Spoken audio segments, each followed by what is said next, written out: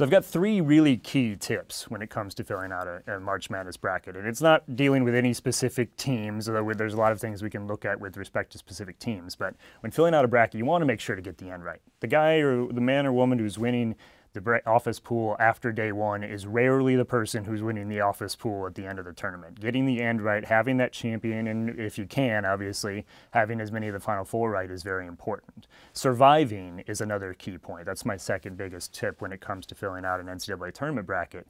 Not only do you need to get the end right, you don't want to eliminate teams early just for the sake of putting in an upset that you might need later on. That maybe they're not your champion, but you get more points as you go further down the tournament. So forcing upsets can hurt. Surviving through the first couple of days and ending up with as many opportunities for points down the line is also beneficial. And then I would say, and this is very difficult for the average fan to do, but I think it's my most important point, ignore seeds altogether.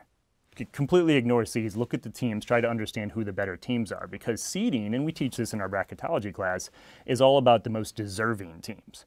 The team that wins the game is the team that has the fewest weaknesses that can be exploited. So the four factors are how efficiently a team shoots, how often they turn the ball over or can force a turnover, how often they're fouled, and in that case then how well they shoot free throws, and then how often they foul, and whether they offensively or defensively rebound the ball well. That comprises 8 different categories you can look at for a team. The team that has the fewest weaknesses in any relative matchup to its opponent that its opponent can exploit is generally the team that wins.